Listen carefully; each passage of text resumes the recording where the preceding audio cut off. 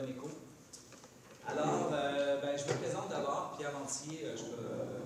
Pierre, on est ici pour faire un petit bilan du Lab créatique Oser Côte-de-Beaupré. On est dans les mêmes lieux où s'est déroulé l'événement, un peu plus tranquille qu'il y a 2 semaines. J'aimerais voir de ton côté, en premier lieu, le changement de date qui était prévu pour janvier, fin janvier, là, fin avril. Ça a vraiment été salutaire pour vous? Oui, absolument. Ça a vraiment fait une grande différence.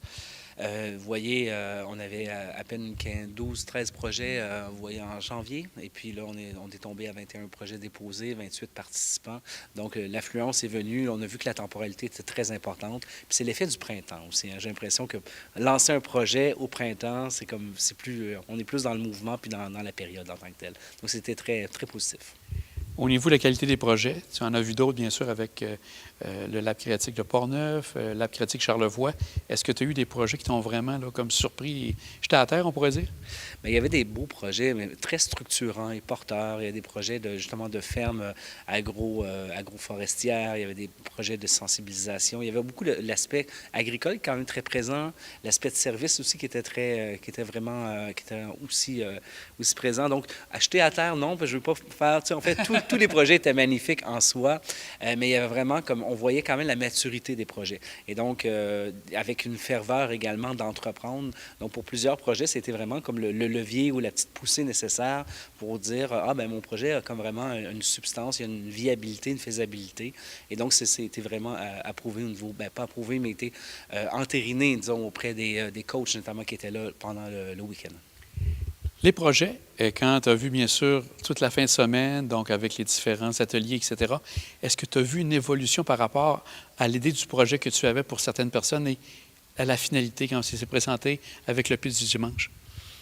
Il y en a certains qui ont évolué. Je voudrais dire, on n'a pas changé d'un bord à l'autre en termes d'identité et de finalité de projet, mais il y a vraiment une évolution puis une maturité où quand les projets se sont davantage assis. Puis je pense que c'est dans l'opportunité de l'avoir pu l'exprimer, d'avoir pu le confronter. Donc, ça a venu consolider finalement certains projets en tant que tels, certaines idées.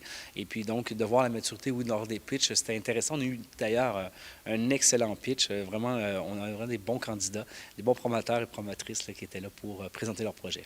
Et justement, pour parler du pitch, donc c'était la partie importante, la partie qui culminait par rapport à tout ça. La préparation s'est bien faite. Est-ce que justement, tu as aimé tout ce que tu as vu, entre autres aussi des accompagnateurs, tu as parlé des coachs, pour aider à amener, à culminer à des pitchs vraiment incroyables? Absolument, parce qu'en fait, il y avait une nervosité incroyable des participants qui n'étaient pas sûrs. C'était la première fois qu'ils présentaient leur projet officiellement. C'est facile d'en parler à sa famille, à ses amis. On est plus relax, etc. Mais quand on est là pour le présenter officiellement, pour obtenir une bourse, c'était 2 minutes. Hein. Donc, en 2 minutes, il faut vraiment aller dans l'intention du projet, dans son impact, un impact sur les enjeux, sur le territoire en tant que tel.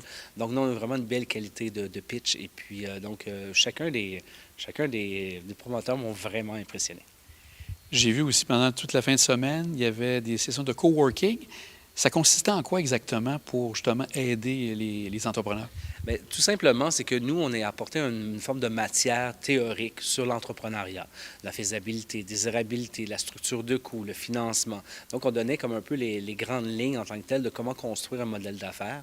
Et ensuite, on allait en espace de coworking où là, finalement, les gens, à partir de leur projet, étaient capables de définir qu'est-ce qui était faisable, etc., la structure de coût, les besoins, l'évaluation, etc. Donc, et c'était avec les coachs, mais également des participants, parce qu'il y a eu des séances également d'intelligence collective où les participants en propre étaient les propres consultants des autres porteurs de projets. Alors, ça a vraiment donné comme une forme de floraison dans l'intelligence collective et puis ça l'a vraiment amplifié et approfondi certains projets. Et comme tu dis, les gens, en plus d'avoir leur projet, ont comme donné un petit coup de pouce aux autres projets en donnant leur avis, en amenant des idées. Absolument. Donc, il y a d'abord l'idée, c'est la rétroaction qui était très importante. Il ne faut pas sous-estimer le réseautage et le maillage. Donc, vraiment, il y a des gens qui sont reconnus aussi à travers le Lab créatif, parce que des fois, on connaît quelqu'un, mais on ne sait pas c'est quoi son projet en tant que tel. Alors, il y a beaucoup de connaissances de projets, d'affaires, finalement, qui étaient présentées. Et donc, ça a vraiment favorisé le réseautage et le maillage qui va être vraiment une grosse retombée pour le futur. Cette retombée, donc, là, comme tu disais, par la suite, il y a des projets, bon, ce n'est pas tous les projets qui ont été primés, mais même de très bons projets, il y en avait tellement de vraiment bien. Est-ce que, par la suite, une fois que ça c'est fait, est-ce que tu sens qu'il va y avoir peut-être même justement de la cohabitation qui va se faire ou des projets qui vont venir en commun pour les prochaines semaines ici sur la côte de Beaupré?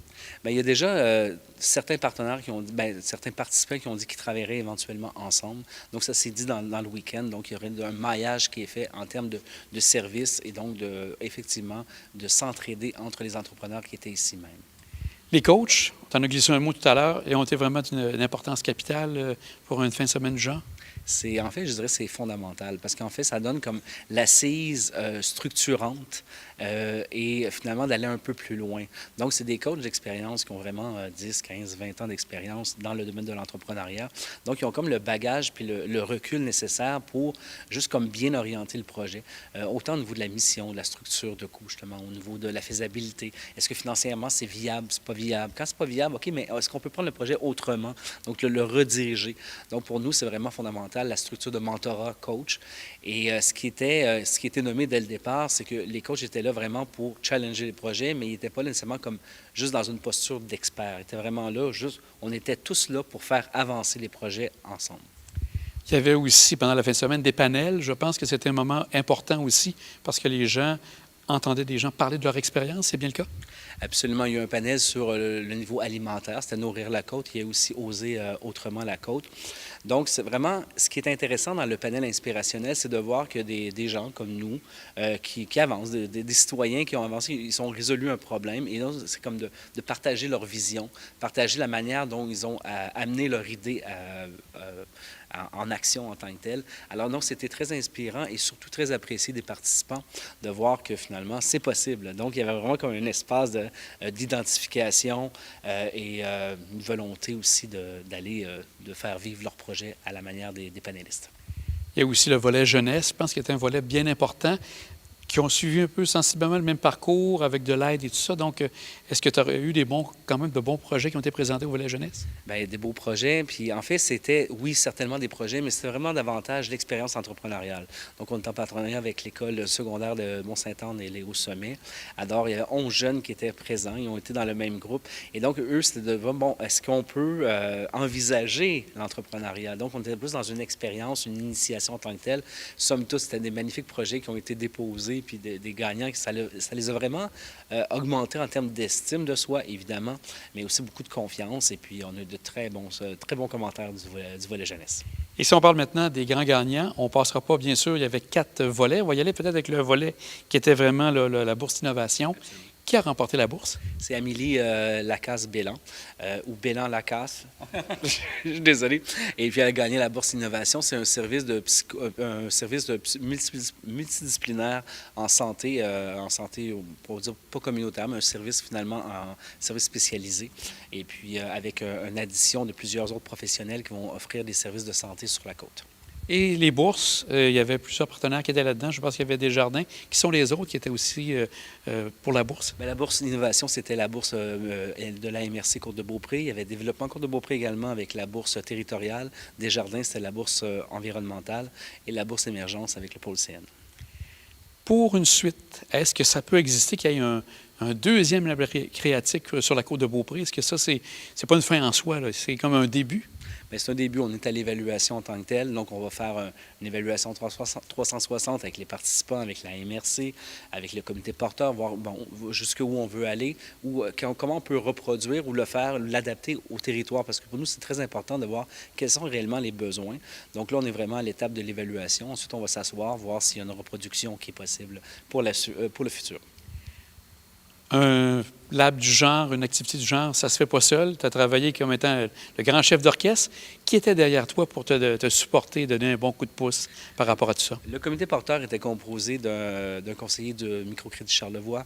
Il y avait également un conseiller de développement Côte-de-Beaupré. Il y avait également la MRC Côte-de-Beaupré. Il y avait une conseillère qui était avec nous. Donc, on était 4 vraiment comme porteurs du projet, accompagné également d'un comité aviseur qui était plein de gens, plein de leaders de communautés naturelles et qui ont amené finalement un peu la couleur et la sensibilité de la côte, sans laquelle nous, on ne peut pas vraiment avancer. Donc, c'est un peu l'idée de faire le processus du lab créatique et aussi un processus d'intelligence collective en soi. Donc, on se lance, puis on voit où on s'en va, et puis ça a donné un magnifique résultat là, au lab créatique Oser Côte-de-Beaupré. Et Pierre, félicitations. Merci. Félicitations à toute l'équipe parce que ça a vraiment été un travail d'équipe. Un grand merci, puis à très bientôt. Merci, au plaisir. Monsieur Gagnon. Vous êtes un des coachs pour la fin de semaine ici du Lab Créatique. Juste avant d'aller avec votre rôle, vous êtes de quelle organisation? Je viens de La Ruche, alors une plateforme de sociofinancement. On aide les organismes, les entreprises à positionner leurs projets, à faire connaître leurs projets à la population via le sociofinancement. Et là, en tant que coach aujourd'hui, quel sera votre rôle pour toute la fin de semaine, en fait? Dans le fond, on est là pour aider les gens à élaborer, à réfléchir à leur projet dans le but de le concrétiser. Il y a des gens qui sont déjà bien démarrés, alors on les aide à l'amener plus loin, avoir un impact social, à réfléchir quel genre d'impact ils veulent avoir aussi auprès de la population, de l'environnement. Alors, on est là dans ce type-là. Donc, avec une journée comme aujourd'hui et pour la fin de semaine, des gens qui ont encore quelques hésitations, qui ont encore des questionnements, vous êtes la bonne personne, les coachs, pour répondre aux questions des gens? Oui, vraiment. On est là parce qu'on en a toujours, qu'on soit en démarrage ou qu'on soit bien implanté dans la région, on a toujours des questionnements. Qu'est-ce qu'on veut faire après? Comment on peut avoir plus d'impact? Comment on peut aider plus de clients et des gens? Alors, on est là pour les aider.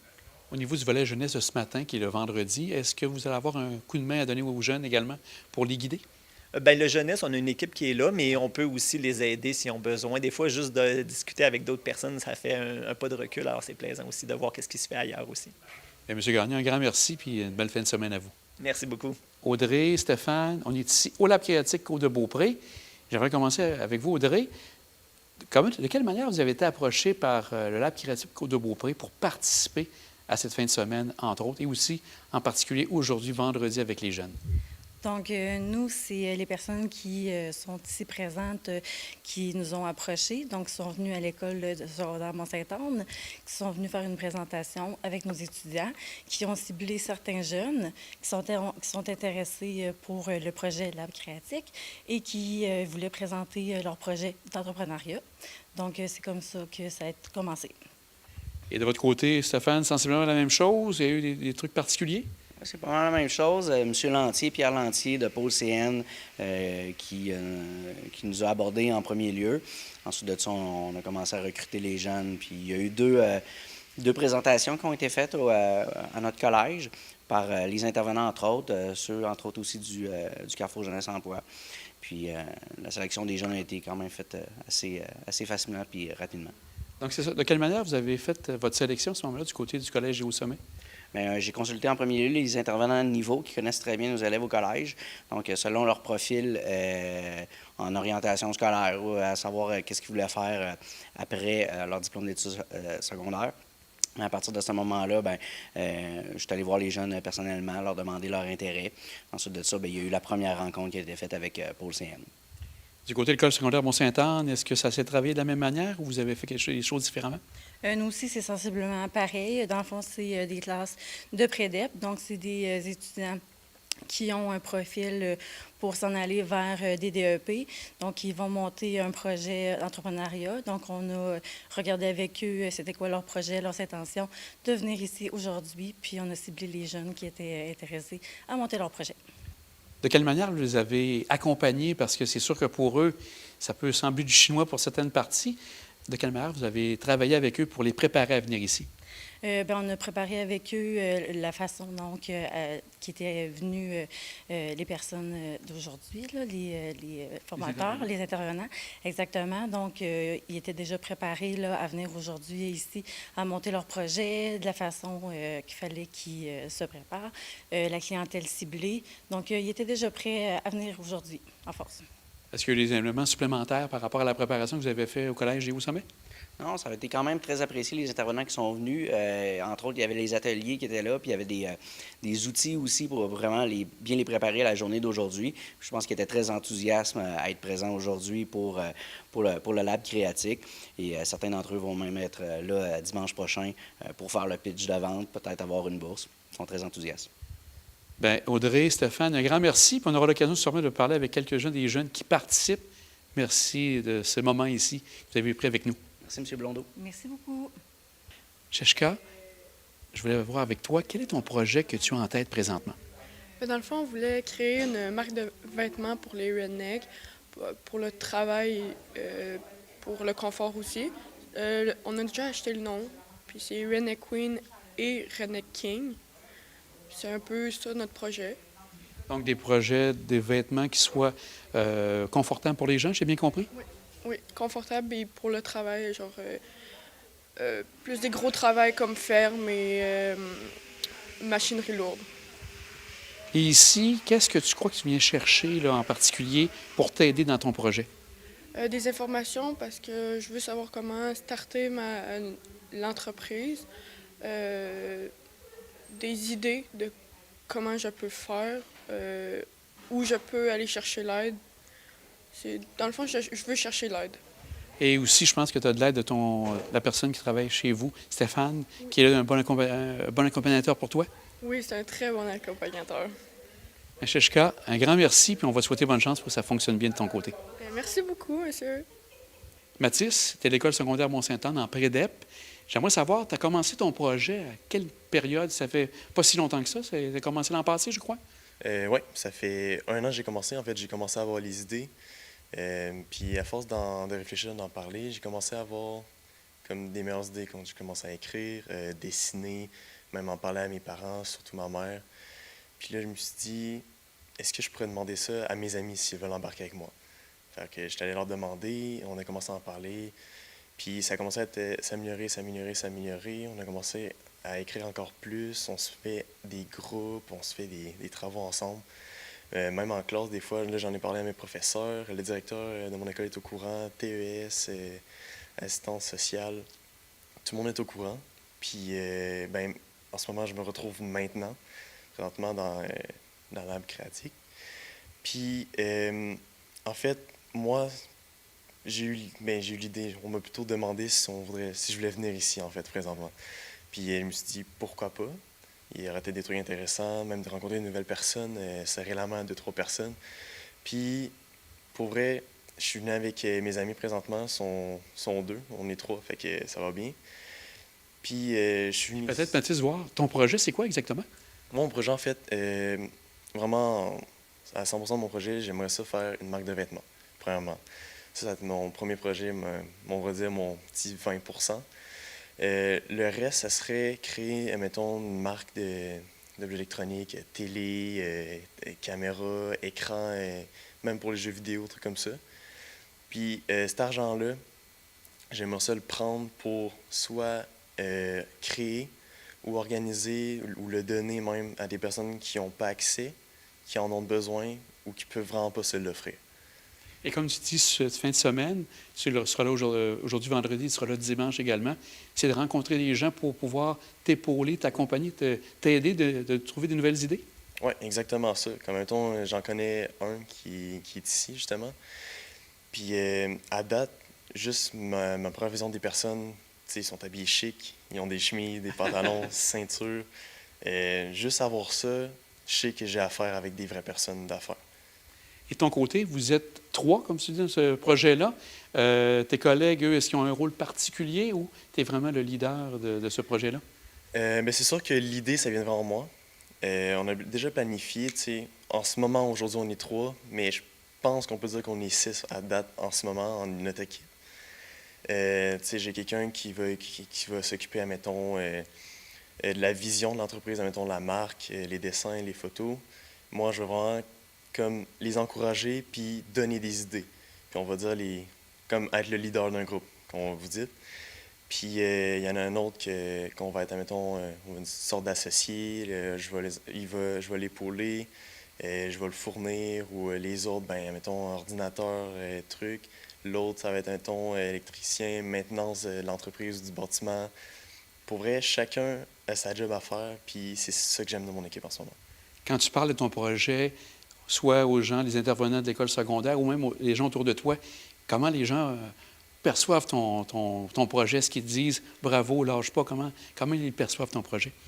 C'est sûr que la première personne à qui j'en avais parlé, c'était à mon professeur, ma tutrice, dans ma classe qui s'occupe de mon groupe prédep. Elle m'a dit « Ah ouais, t'as une bonne idée », puis elle s'est arrangée pour me faire rencontrer des entrepreneurs. À date, j'en ai rencontré 2. Après, la TES a été mise au courant, le directeur il a été mis au courant, puis ils essaient de s'arranger pour que des personnes viennent me rencontrer moi. Puis, admettons, on a des cours d'explo. Les cours d'explo, on va parler surtout de ça. Puis des fois, il va y avoir des personnes qui vont venir à notre local parler d'entreprise, comment on se sent, qu'est-ce que tu veux faire, qu'est-ce que tu vas faire, parler de notre futur, puis notre avenir. Bien, Mathis, on voit que c'est bien structuré dans ta tête, avec tes collègues aussi, avec qui tu vas travailler. On te souhaite bonne chance. Bonne chance aussi pour la bourse de dimanche, mais aussi, je pense que tu es bien lancé pour un beau projet. Bonne chance pour la suite. Merci.